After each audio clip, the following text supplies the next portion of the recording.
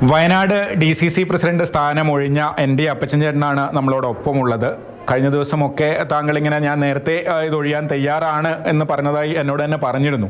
ഇപ്പോൾ അങ്ങനെ താങ്കളുടെ ഒരു സന്നദ്ധതയുടെ പുറത്താണോ ഈ രാജി? അല്ല, ഞാൻ രാജ്യസന്നദ്ധ പ്രകടിപ്പിച്ച് പറഞ്ഞിരുന്നു എന്ന് ഞാൻ പറഞ്ഞല്ലോ. അത് ഓപ്പണായി പറഞ്ഞൊരു കാര്യമാണ്. അതിന് ഒന്നും വേറൊന്നുമില്ല. ആ രാജി അവർ അംഗീകരിച്ചുകൊണ്ട് എൻ്റെ ഈ സ്ഥാനത്ത് നിന്ന് മാറ്റാൻ തീരുമാനിച്ചാൽ ഞാൻ മാറും. ഒരു കുഴപ്പമില്ല കാര്യത്തിൽ. അപ്പോൾ ഈ രാജ്യസന്നദ്ധത കുറച്ച് കാലമായിട്ട് KPCCയുടെ മുന്നിൽ അങ്ങയുടെ രാജ്യസന്നദ്ധത ഉണ്ടായിരുന്നു. നമ്മുടെ KPCC president advocate Sunny Joseph MLA അധ്യക്ഷനായി വന്നതിന് ശേഷമാണ് ഞാൻ ഈ കാര്യം അങ്ങനോട് പറഞ്ഞത്. ഈ സമീപ ദിവസങ്ങളിൽ വയനാട്ടിലെ സംഘടനാ പ്രശ്നങ്ങൾ, ജോസ് നല്ലയിടത്തിൻ്റെ ആത്മഹത്യയും അങ്ങനെയുള്ള വിഷയങ്ങളൊക്കെ ഉണ്ടായിരുന്നു. ആ സംഭവങ്ങൾക്ക് ഈ പൊടുന്നനെയുള്ള തീരുമാനമായിട്ട് അപ്പോൾ ഒരു ബന്ധമില്ല? ഒരു ബന്ധമില്ല. ഞാൻ ആ വീട്ടിൽ പോയി അവരൊക്കെ ആശ്വസിപ്പിച്ചു.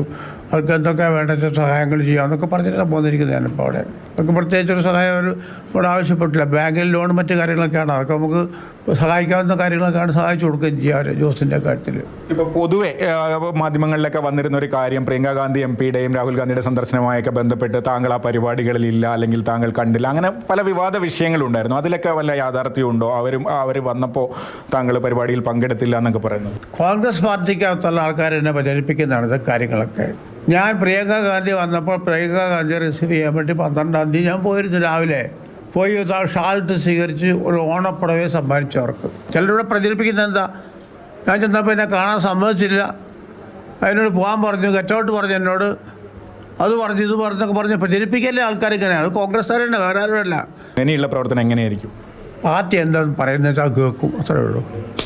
എന്ത് പറഞ്ഞാലും കേൾക്കും. നാളെ താൻ ഇന്നൊന്നും നിൽക്കണ്ട, താൻ ഈ പാർട്ടി വേണ്ടെന്ന് പറഞ്ഞാൽ വേണ്ട, താൻ ഇന്നെ പണിയെടുക്കണം നാളെ പറയുകയാണ്. ഇപ്പോൾ എന്തെങ്കിലും ജോലി ഈ താഴെയോ മേലെയോ തന്നെയാണെങ്കിലും എടുക്കണം എന്ന് പറഞ്ഞാൽ എടുക്കും.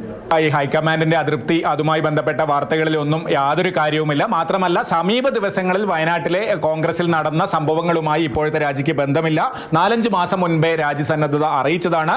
പാർട്ടി ഏൽപ്പിക്കുന്ന ഏത് ചുമതലയും തുടർന്നും വഹിക്കും എന്നാണ് അദ്ദേഹം പറയുന്നത്.